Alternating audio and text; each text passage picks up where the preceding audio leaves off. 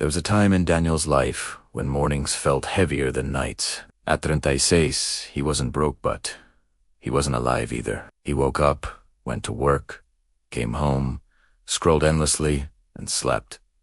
Every day looked the same. It wasn't painful enough to quit, but it was empty enough to hurt. From the outside, his life looked fine. A stable job, a small apartment, food on the table. But inside, Daniel felt like a man slowly disappearing. He once had dreams, big ones.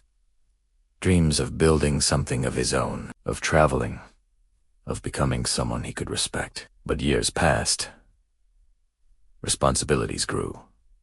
Fear grew faster, and one quiet thought haunted him every night. What if this is all my life will ever be? One evening, Daniel stayed late at the office. The building was almost empty. Lights flickered. The city glowed through the windows.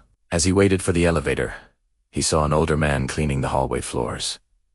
The man moved slowly, carefully. There was no rush, no frustration. Daniel watched him for a moment and asked, "Doesn't it get exhausting doing this every day?" The man smiled gently and replied, "It used to, until I realized something."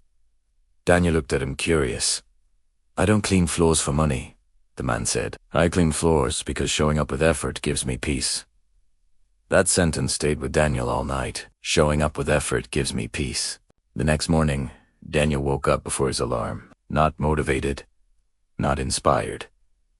Just aware. Ed really said Ed been waiting his whole life to feel ready before changing, but ready never came. So he made a small decision. Not a dramatic one, not a life-changing leap. Just a quiet promise. Today, I'll show up, even if I feel uncertain. He started small. He woke up 30 minutes earlier and used that time to learn something he'd always wanted to try. He stopped saying one day and replaced it with today for 10 minutes.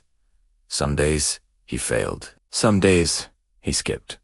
Some days, fear screamed louder than discipline, but he kept returning. Weeks passed, then months. Slowly, something changed, not his circumstances, but his identity. He was no longer a man waiting for life to happen. He became a man who showed up tired, unsure, imperfect but present. Opportunities didn't appear overnight. Success didn't arrive suddenly, but confidence did. Clarity. And one day, Daniel realized something powerful. He no longer feared wasting his life because he was finally living it. Years later, when someone asked him how everything changed, he didn't mention luck, or talent, or timing. As simply sigh. I stopped waiting to feel ready and started showing up anyway. And that's the truth most people never hear. You don't lose in life because you fail.